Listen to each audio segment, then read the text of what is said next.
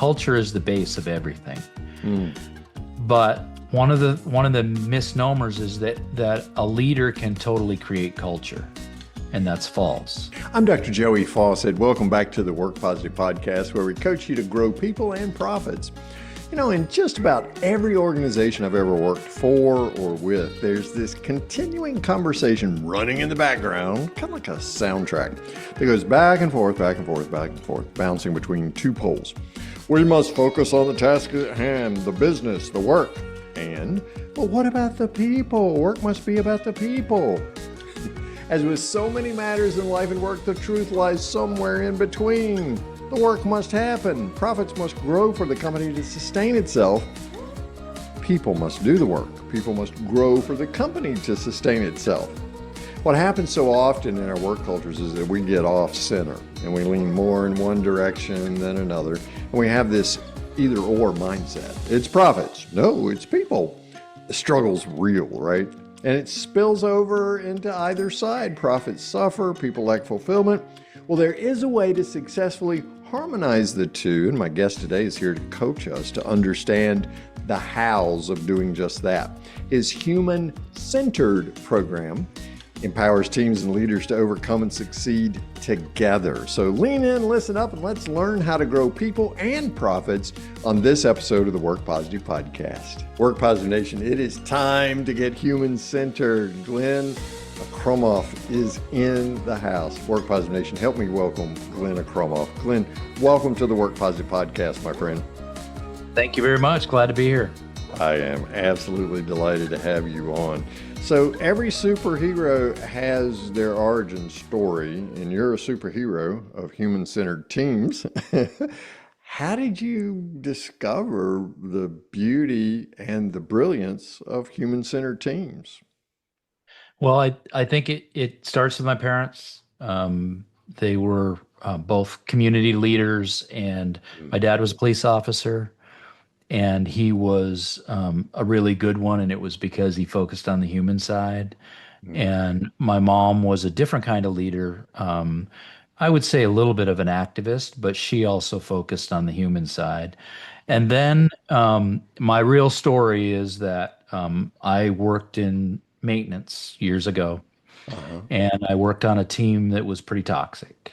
And I watched a couple friends of mine go through that, just get eaten alive by the workplace. And one of them, I don't know where he is today. He ended up self-medicating with alcohol, getting himself in trouble and losing his job and his family and everything else. Don't know where he is. The other one did the same thing. Only one day he got in a bad relationship, and the woman ended it, and he went over to her house and took his life. Ouch. And when I witnessed friends like that, I committed myself to make sure that I did everything I could to make sure that never happened again. And yes, it still happens, but I get to go into workplaces and make sure it doesn't happen where I am. And that's why I wrote the book. I wanted more people to know that they don't have to live that way. Wow. And by the way, Work Positive Nation, the human-centered team is a link to Amazon is in the show notes. So if you're out walking the dog or on the Peloton or something, don't worry, it's in the show notes. You can just link right over there and go. Because now everybody wants to read it with that kind of story. And yet that story is far more common than most of us want to admit, Glenn. We like to think there's this professional side, so we can go to work and all those toxic things happen, and then we can shut it off and go walk through the doors of our home. It's not that way, is it, buddy? Oh no, it's impossible. It's why I am not a proponent of work-life balance. We're one human being, and you can't separate those two. So if you have a bad day at home, you're gonna bring it to work no matter what the boss says. And if you have a bad day at work and it's a toxic workplace, you take that home and poison your family with it. Yeah, yeah, you really do. And so the best way to transform communities to lower the divorce rate and increase the marriage satisfaction Absolutely. rate and to cut the suicide rate and addiction rates is to create a positive work culture, right? I believe so. I think that that's my purpose in life is, Oh, I love and it. I got to be really clear about my purpose and figure it out during this process. And to me, that's it, is we spend a lot of time at work. Mm, And for very few people, their work is not how they contribute to the world. But for most of us, that's how we contribute to the world and we get our sense of accomplishment from. And it's not the only way, but it's a main way. And we spend, 8 to 10, some of us 15, 16 hours a day sometimes in the workplace working with the work unit. And so it's so important to have a positive experience there. mm, I figure about 90% or only about 10% have a super healthy work culture. About 90% are on the scale of from not so great to totally toxic. mm, mm, mm. Yeah, and work sucks when we're at that Yeah. point. So when work sucks, everything sucks, right? I mean, I yeah. just lose the context altogether. Man, I absolutely love it. So if 90% are toxic to some extent, we've got a lot of work to do, Glenn. So how do we begin to create human-centered teams? Give us some of the principles of human-centered teams. Sure. So to me, there's when you go through the book, there's a number of steps, but the kind of the baseline is that culture, and we talk about this, but we don't do a lot about it. Culture is the base of everything. Mm, But one of the misnomers is that a leader can totally create culture, and that's false. Every time a new human being joins the team, the culture changes. Most of the time for the good, but not always. mm, And so as leaders, you have to be in tune with all of your team. And again, there's a lot of leaders who are, but there are a lot of leaders who aren't and don't think it's that important. mm, And so it starts there, and then we go into structure. There's something that's totally ignored, right? We only change the structure when it all grows organically, except when you first start the business. And then you only change when someone leaves, and you try to fill the gaps with that one position. I'm a believer that you you create the position around the human that's in it and mm, their skill set. mm, So when you hire someone, you cannot hire someone who does it exactly how they did it. So you have to hire the core skills and talent and let them expand into the job. So that's part of our structure piece. And mm, then we look at systems that you use to do the work, processes. It's interesting, a high level of conflict in the workplace is around process. mm, And then the two others are, of course, we look at how do you count things? How do you say whether you're a success or not? mhm, And then one of them, the last one, is external forces. So what you have to understand and have a strategy for what puts pressure on you, your business, your organization that you can't control. mm. A lot of times we get into reactive to it, and that's not how to run a healthy workplace. Mm. Let's go back to that. I call it top talent attraction, right? Mhm. So Mhm. we want to attract top talent. Well, some of us do. Some of us just want to fill a slot, right? And That's hope that right. person works out. And if they don't, then we kick them out and bring somebody else in. But let's say we do it differently in human-centered teams as a part of Work Positive Nation. And so we want to attract top talent.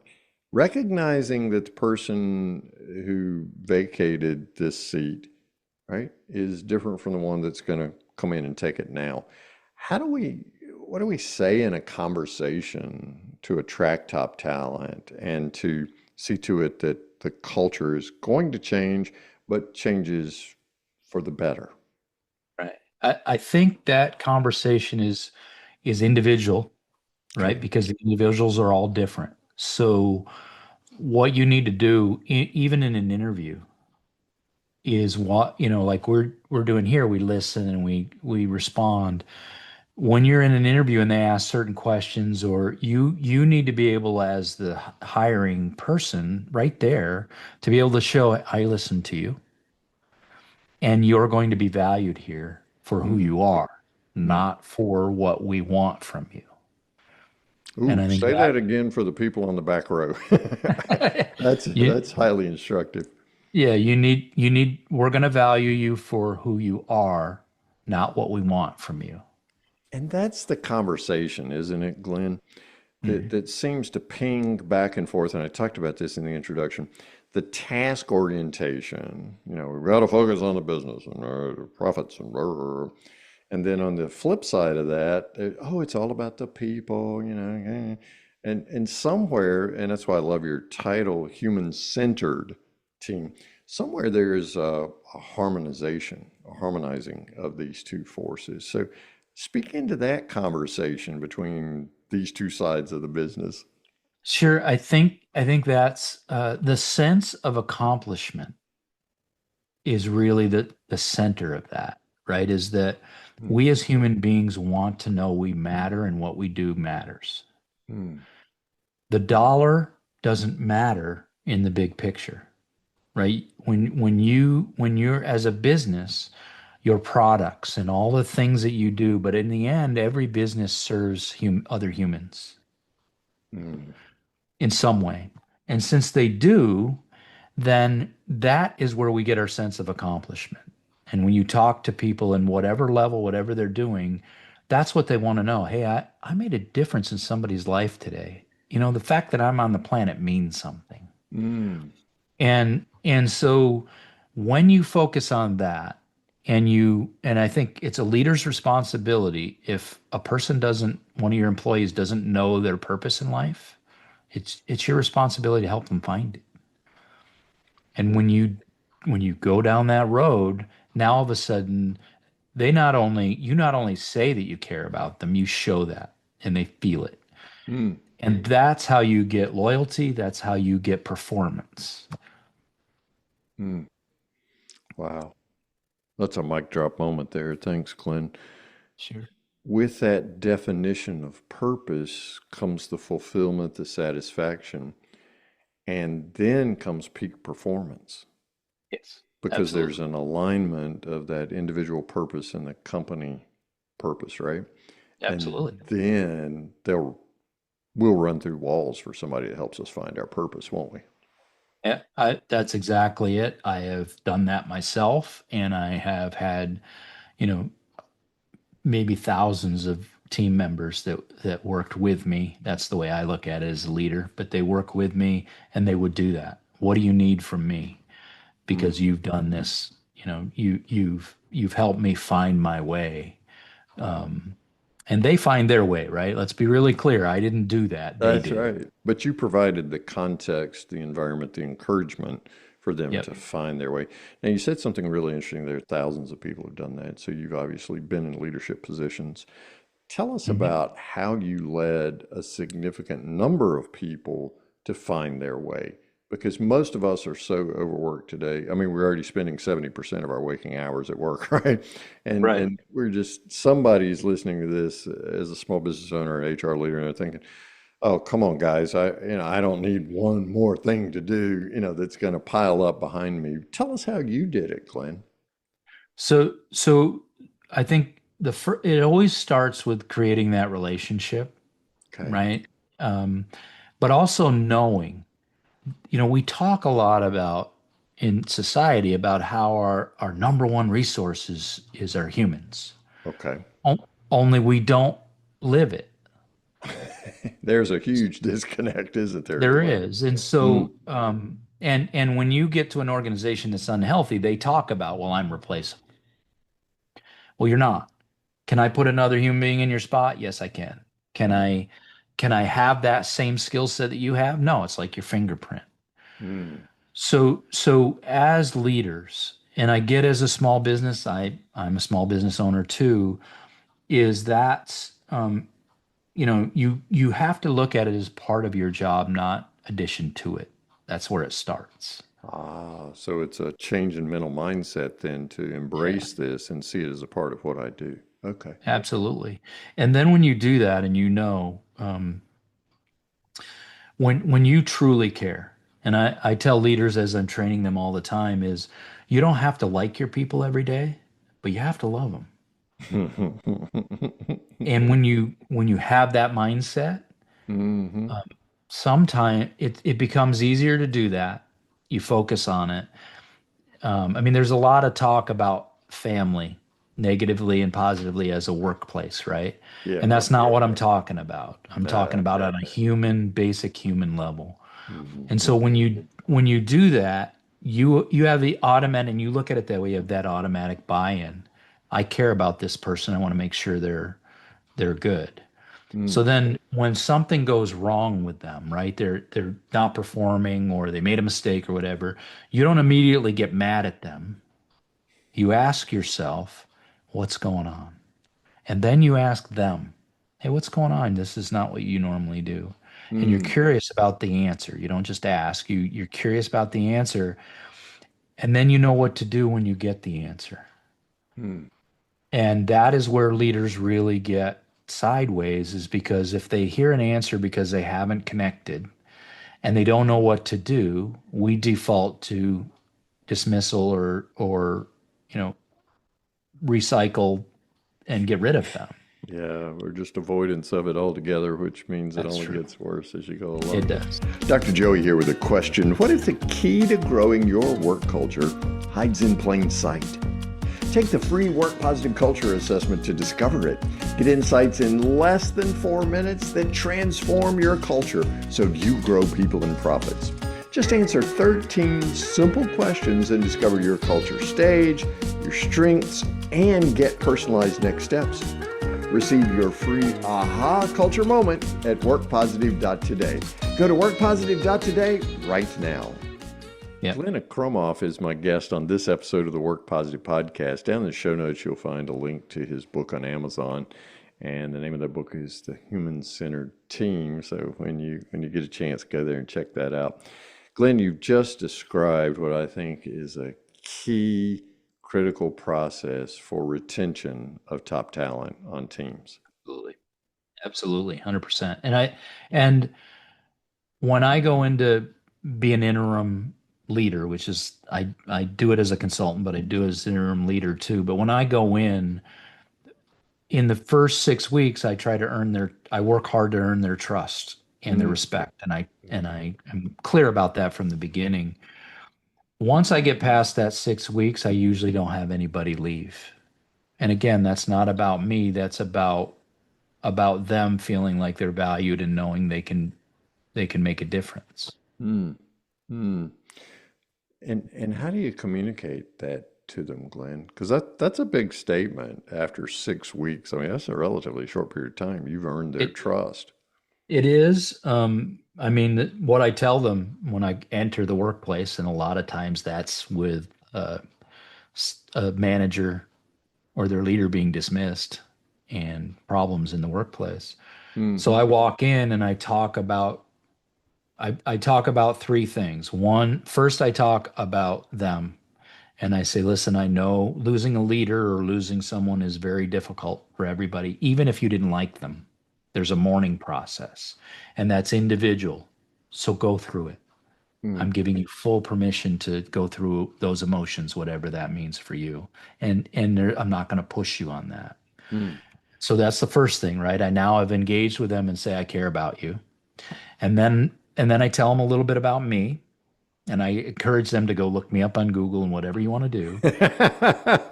And many of them have by that point, but That's right. Who is this Glenn Akromoff guy that's coming in that's right. here? And then I point blank tell them, I don't expect you to respect me or trust me. I'll earn them both. Oh, And wow. so you go about work. That's what I focus on the first 6 weeks. Now, are there a couple individuals that sometimes take longer than that? Sure. Of Uh, course. but I know one quick story on that is I took over a workplace and I did that speech and I went back into the office that I was going to have. Mm-hmm. And one of the crew members from there followed me in and he said, "Can I talk to you?" And I said, "Sure, sit down." And so he said, "This is bull. I've been doing this for 40 years and I've seen this management crap the whole time. Right. He was And calling and your so I hand listen, on it, wasn't yeah, and he was real direct and he listened to me for, I listened to him for about 10 minutes and then I said, he? Okay. "Well, the really good thing about this is if I get you, I got everyone." And he said, "I think you're right." He goes, "You're absolutely right." And he walked out Yeah. and he is committed not to be won over. Oh Six yeah, weeks, yeah. 6 weeks later, he walks in my office and says, "You got me." All right. How did you get him? How did you get him, Glenn? The way I did it is one of his biggest challenges was he didn't feel listened to. So I Oh. worked as I was earning his trust and respect. I learned that. Hmm. And one of the things that he wanted to do was there's this little space that was being wasted and had junk in it. And all he wanted to do was clean it up and no one would let him clean it up. What? Yeah. So I said, "Clean it up." And he's like, "So Really? yeah."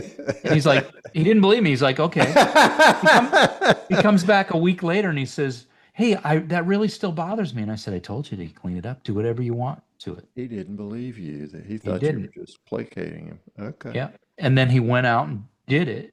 And then I acknowledged him in the group when we had a group meeting that he did it. And I said, "Hey, thank you for that.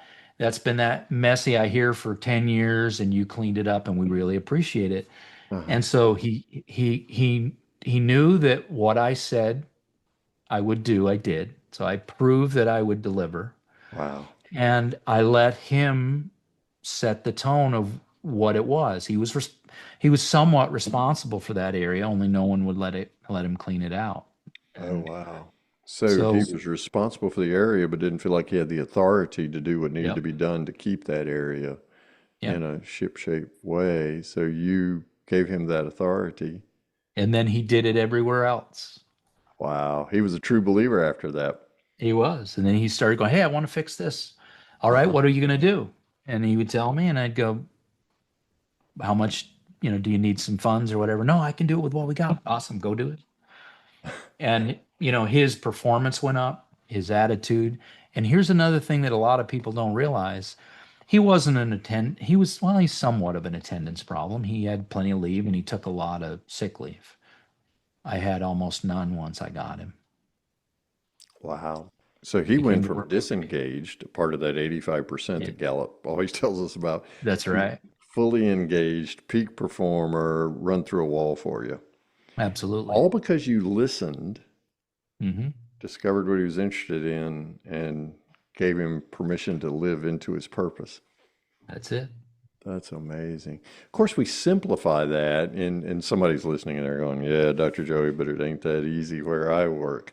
What are some of the challenges that you see in work cultures in creating human-centered teams?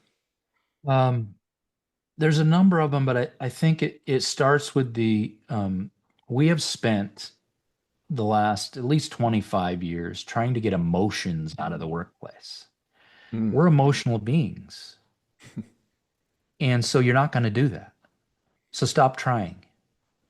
And so as a leader, you have to, of course, be in control of yours and have a real good sense of that. But if you as a leader are really clear about what you're doing, so what I tell them when I go in, no matter what organization I'm in, there is nothing that I do that doesn't have a purpose. Mm. And for most leaders, if you're in a reactive mode, that's not true. So you are responsible a little bit for being proactive and understanding. So sometimes I'm not a yeller, I don't yell, but I will elevate just a little bit so they can see my energy. And You lean and in, huh? right, exactly. And sometimes that needs to happen, Yeah. right? Sometimes people need to not hear but feel that Mm. they made a mistake. And Mhm. some people that will crumble them. Yeah. And you got to know who's who. Yep. And so that is very much a challenge in the workplace. Maybe the number one challenge that I see as a leader is because HR and legal are telling you not to do that. Mm. Mm. And and if you want to be a world-class leader and you want to have zero legal and HR problems, that's what you have to do. Wow. Lean in. Hmm. Yeah, but know how to lean in, how far to lean in based on the Yeah, person. And that yeah, goes back to you got to know your people. absolutely, 100%. Yeah, that's amazing. So, what other challenges do you see in creating human-centered teams, Glenn? I think we started to talk about one is that purpose. Many people aren't, you don't think about it. No one's told you to look for it. You're just, and it's, and sometimes people think it's just going to come to them. It's not, right? You have to figure out what you're good at. Mm. Um, what I call is gifts, skills, and passions. You need to know what your gifts are, which is what are you good at that you have no earthly business being good at, I right? love that. Yeah, It's the universe, however you want to define that, has right. given you those gifts. Mm. And then you have skills that you've learned and you're really good at them. And probably you learned them and are good at them because you like to do them and you found out you were decent at them and you like them. Hmm. And then those passions, what really lights your fire in a positive way that makes you want to do something. Mm. And so most people don't know those, haven't even self-identified those. And so as leaders, when we help them do that, then we help them find where they need to be. And one of the biggest challenges I find is that people are miscast. And I do a lot of government work with small governments, Hmm. municipal local governments. Hmm. And there everyone tells you, "Oh, you got a dream job." Even though most of them are toxic, right? Oh, you got a dream job. All the And ones I've been connected to that's right. have And been, yeah. so you got benefits and you can't leave that job. Well, if you're miscast and you're miserable, Yeah, you're part of adding toxicity to that workplace, even that's if it's right. not intentional. Yeah, And yeah. so that's the only exception to the rule where I said most people don't leave after 6 weeks. Hmm. When I help them find that purpose and they realize, you know what, I've been doing this job for 10 years and I hate it. Mm. And I really, and I want to do something else. Well, what do you want to do? Sometimes we can find it in the organization, sometimes we can't. And when we can't, I commit to helping them find where they need to be. And they find, peace and happiness when they find their purpose. And performance goes way up, engagement goes way up, productivity is out the roof. Glenn Yep. Akromoff is my guest on this episode of the Work Positive Podcast. Glenn, what are we going to find when we go to akromoff.com? You're going to find some tools. You're going to find, other podcasts with different information. You're going to find a link to the book. You're gonna also find that what I described earlier, which is the 6 pillars um, of a successful organization. Um, and then you'll find a little bit about our story, and my family story is in there a little bit. But Oh, nice. I think the big thing is that I hope people find a couple of tools, or a little motivation, or whatever they're looking for. Um, and certainly, if you're interested, you want to talk to me, or you can reach me there too. Okay. And also through LinkedIn, because we've got the URL to your Yep, profile on LinkedIn, so we can message you absolutely. through that. And then Mhm. also tell us a little bit about, we know there's the book, The Human Centered Team, but there's a program also where you help companies engage with the human centered team.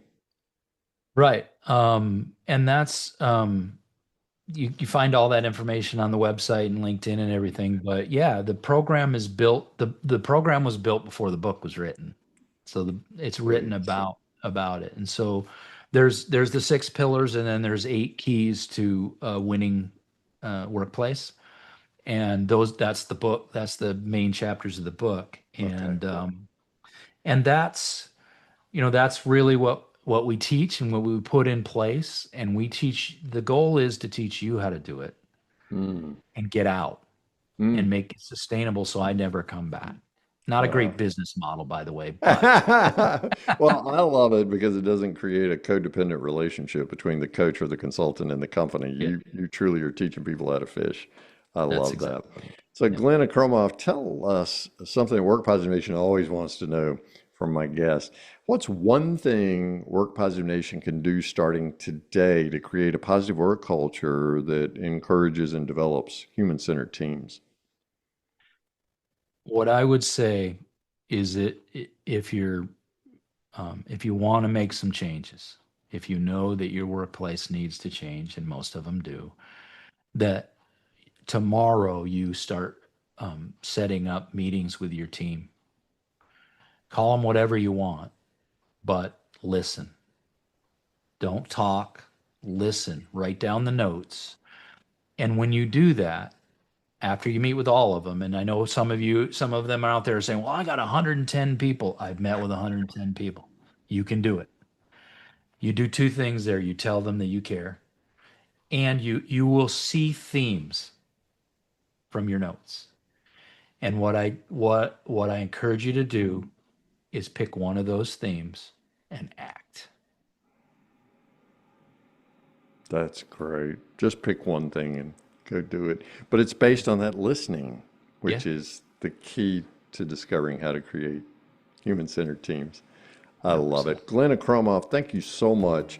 I'm better for this conversation. I know Work Positive Nation is as well. So thanks for taking the time to share your wisdom with us today. It's been a pleasure. I'm grateful you joined our conversation about creating positive work cultures that grow people and profits. Connect with me directly on LinkedIn today. Just search for Dr. Joey Fawcett or click the link that's below in your show notes. When you send your connection request, mention that you're a podcast listener because I want to give you a free digital copy of my Work Positive Team Edition book. That's a $19.95 value. It contains practical strategies that I've personally used with clients to transform toxic work environments into thriving cultures. We explore how to create a positive work culture in every single one of these episodes. Our LinkedIn connection, though, allows you and me to directly talk about your specific challenges. I personally read and respond to your messages because I genuinely care about your success in creating a positive work culture. So go to LinkedIn and let's connect. Remember to mention you're a podcast listener to receive your free Work Positive Team Edition book. I look forward to seeing you on our next episode of the Work Positive Podcast.